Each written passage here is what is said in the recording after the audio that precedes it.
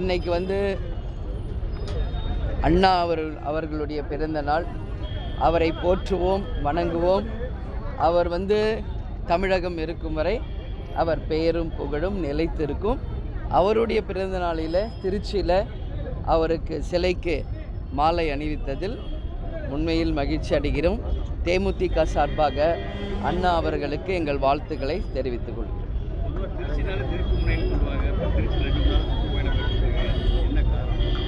காரணம் அதுதான், உள்ளம் தேடி இல்லம் நாடி மற்றும் மக்களை தேடி மக்கள் தலைவர் அப்படின்னு 234 தொகுதிகளுக்கும் நம்ம வந்து சுற்றுப்பயணம் போயிட்டுருக்கோங்க. அந்த வகையில் திருச்சி மாவட்டத்துக்கு வந்திருக்கிறோம். எங்களுடைய கள ஆய்வு, அதாவது உள்ளம் தேடி இல்லம் நாடின்னு நிர்வாகிகள் சந்திப்பு, பூத் கமிட்டி அமைத்தல், BL2 அமைத்தல் என்று எங்கள் கழக வளர்ச்சியை நோக்கி ஆலோசனை கூட்டம் முடிச்சுட்டு, அதே போல் இன்றைக்கி திருச்சியில் இருக்கின்ற மணப்பாறை, முசிறி போன்ற தொகுதிகளில் ரத யாத்திரையும் முடித்து நேற்று கட்சியினுடைய 21வது ஆண்டு விழா. அதனால் வந்து மணப்பாறையில் ஒரு மாபெரும் ஒரு பொதுக்கூட்டம் நடத்தியிருக்கிறோம். இப்போ நாங்கள் வந்து தஞ்சாவூர் ஒரத்தநாடு போகிறோங்க. தஞ்சாவூர் முடித்து அந்த ஏரியா முழுக்க இன்றைக்கி ஃபுல்லாக இருக்குது. இன்றைக்கி மொத்தம் 2 ரோட் ஷோ, ஒரு மீட்டிங் இருக்குது. எல்லாம் முடிக்க எப்படி ஒரு 12 o'clock ஆயிரும். ஸோ இங்கே அண்ணாக்கு இன்னும் பிறந்த நாள் என்பதனால அவர் சிலைக்கு மாலை அணிவித்துட்டு எங்கள் பயணத்தை தொடரும். அவ்வளோதான். சவால்னா என்னென்னா, இன்றைக்கி தமிழ்நாடு முழுக்க 234 தொகுதியிலும் பூத் கமிட்டி அமைச்சிருக்கிற 3 கட்சி தமிழ்நாடு முழுக்க நான் சொல்கிறேன். ஒன்று ஆளும் கட்சி, எதிர்கட்சி, இன்னொன்று தேசிய முற்போக்கு திராவிட கழகம். பூத் கமிட்டி என்பது ஒரு கட்சியின் ஆணிவேர். அது ரெடியானதான் நமக்கு தேர்தலுக்கு தயார் அப்படிங்கிறது எல்லாருக்கும் உறுதிப்படுத்தப்பட்ட ஒன்று. BL2 என்பது கலெக்டரேட்டில் நமக்கு போட்ட அந்த பூத் கமிட்டி எல்லாம் கொடுத்து அவர்கிட்ட ஒப்புதல் ரசீது வாங்கும்போது, எல்லா தொகுதியிலையும் அந்த ஒப்புதல் ரசீது வரும்போது அது ஒரு அங்கீகாரம் கட்சிக்கு. விஜய் பிரச்சாரம் நிறைய கேஸ் போட்டுருக்காங்க, 3 அந்த தலைவர்கள் வரும்போது எந்த ரெஸ்ட்ரிக்ஷனும் இல்லை, பர்டிகுலராக அவங்க கேஸ் போட்டிருக்காங்க. அதை எப்படி பார்க்குறீங்க? அவர் வந்து பிரச்சாரம் நடத்துகிற விதம் சரியில்லைன்னு நினைக்கிறீங்களா, இல்லை எதிர்கட்சி ஆளுங்கட்சி வந்து அவர் எதிராக இருக்குன்னு நினைக்கிறீங்க? இல்லை, அப்படி கிடையாது. இதே திருச்சிக்கு தான் அவரும் வந்தார். அது வந்து நம்ம ஒரு நடிகராக அவர் வந்து 25 வருஷம் கடுமையாக உழைச்சதின் விளைவாக இன்றைக்கி ஒரு உச்ச நட்சத்திரம். ஸோ அவருக்கு ஃபேன் ஃபாலோவர்ஸ் நிச்சயமாக அதிகமாக இருக்கும். இதெல்லாம் நாங்கள் கேப்டன் கூட 1990லேருந்தே இதெல்லாம் நாங்கள் பார்த்து பழகிட்டோம். அதனால் இன்றைக்கி விஜய் பார்க்குறவங்களுக்கு புதுசாக இருக்கும். உங்கள் எல்லோரும் சீனியர் ஜேர்னலிஸ்டாக இருந்தால் உங்களுக்கு தெரியும் கேப்டன் வரலாறு. அதனால் வந்துங்க ஒரு உச்ச நட்சத்திரம், மக்களால் விரும்பப்படுபவர்களுக்கு இது மாதிரி கூட்டம் கூடுவது இயற்கை. அதை வந்து இன்னும் கொஞ்சம் ஆர்கனைஸ்டாக பண்ணியிருந்தா அவங்க வந்து இன்னும் சிறப்பாக பண்ணியிருக்கலாம். ஏன்னா ஒரே நாள் 3 தொகுதிங்கிறாரு. ஸோ அதனால் அவங்களால ரீச் பண்ண முடியல. அதனால் இதெல்லாமே வந்து ஒரு பிரச்சனை தான். ஏன்னா பப்ளிக் என்ன சொல்கிறாங்க, எங்களுக்கு டிராஃபிக்கில் மாட்டிக்கிட்டோம், போக முடியலன்னு ஒரு பக்கம். இன்னொரு பக்கம் அவருக்காக வெயிட் பண்ணவங்க எங்களால் அவரை பார்க்க முடியலன்னு ஒரு பக்கம். இதெல்லாம் வரும். இதெல்லாம் வந்து இயற்கையான ஒரு விஷயந்தான். இது நம்ம எக்ஸ்பெக்ட் பண்ணதை விட அதிக க்ரௌடு வரும்போது இது எல்லாருக்குமே இது ஒரு யூஸ்ஃபுல்லான ஒரு விஷயம். விஜய் பேசுனதுக்கு ஆளுங்கட்சி சேர்ந்த அமைச்சர்கள் எல்லாமே அந்த மாதிரி எதிர்ப்பு ஆட்டுறாங்க. அவங்க சொல்லும் போது விஜயகாந்த் அவர்கள் வந்து அவர் இதே நிலைமை தான் அவர் ஆரம்பித்தார், அவர் என்ன நிலைமை ஆனார்னு பார்த்தீங்கன்னா அதே நிலைமை தான் விஜயம் ஆவார் அப்படின்ற மாதிரி அந்த ஒரு பதிலை காட்டமாக தெரியும்.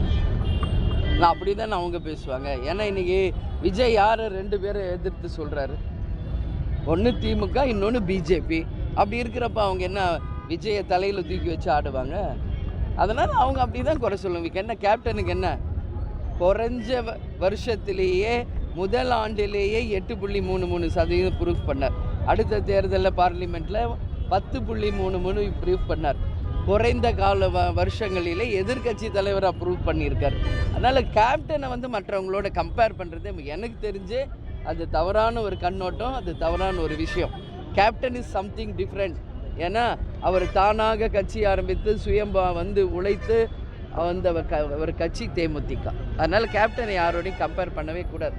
கேப்டனோட சாயல் வந்து விஜய்கிட்ட நிறையா இருக்குது. அவர் பேச்சு இப்போ அதே மாதிரி பேசுறது அப்படி தான் பேசுகிறாரு. அரியலூரில் பேசும்போது காசு என்ன பண்ண காசெல்லாம் எதிர்பார்க்கல, பேசுகிறார். கேப்டனோட பேச்சு அப்படியே இருக்குது. இல்லை, இதில் நம்ம யாரை நினைக்கிறோமோ அவங்களாவே நம்ம மாறுவோன்றது ஒரு இது இருக்குது. ஸோ அவர் ஏன் அப்படி அவர் கேப்டனை தான் மனசில் வச்சு பேசுகிறாரான்றது நம்மளுக்கு தெரியாது. அவர் சொல்கிறத வச்சு நீங்களாக யூகங்களாக கேட்குறீங்க. ஆனால் இதுக்கு எல்லாத்துக்குமே விஜய் சம்மந்தப்பட்ட அனைத்து கேள்விக்கும் பதில் சொல்ல வேண்டியது விஜய் தான். அதை விட்டு எங்களை மாதிரி ஆளுங்கக்கிட்டேலே அதை பற்றி நீங்கள் தொடர்ந்து கேள்வி கேட்குறீங்க. முதல்ல எனக்கு பொறுத்த வரைக்கும் அது தவறான ஒரு விஷயம். நான் ஏற்கனவே 2 வாட்டி சொல்லிட்டேன், விஜயை பற்றியும் கூட்டணி பற்றி இனிமேல் என்கிட்ட பேசாதீங்க.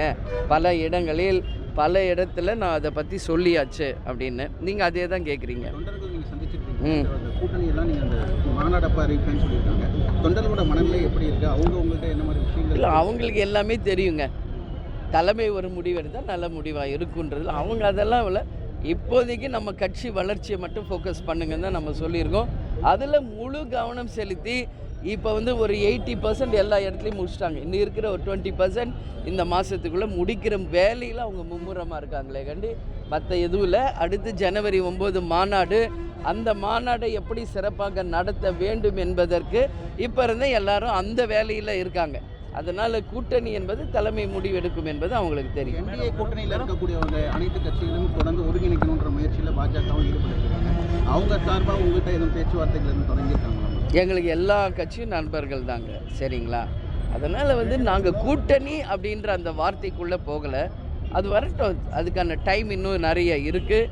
அதுக்காக தான் நான் சொல்கிறேன், எங்களுக்கு கொஞ்சம் டைம் வேணும். எங்கள் கட்சியை நாங்கள் டெவலப் பண்ணோம். முதல்ல கேப்டன் இல்லாமல் நாங்கள் சந்திக்கும் முதல் சட்டமன்ற தேர்தல். எனவே எங்கள் வளர்ச்சி எங்கள் கட்சியை தான் நாங்கள் ஃபோக்கஸ் பண்ணுறோம். கொஞ்ச நாள் எங்களுக்கு டைம் வேணும்.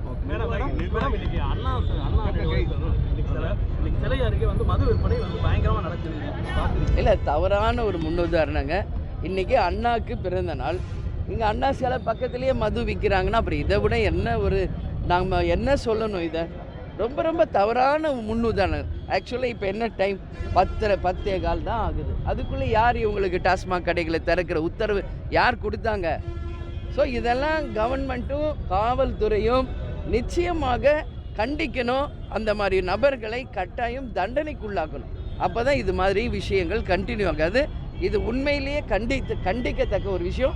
அண்ணா சிலைக்கு எதிரிலேயே அந்த மாதிரி ஒரு நிகழ்வு நடக்குதுன்னா இதை விட வெட்கக்கேடு ஒன்றும் கிடையாது.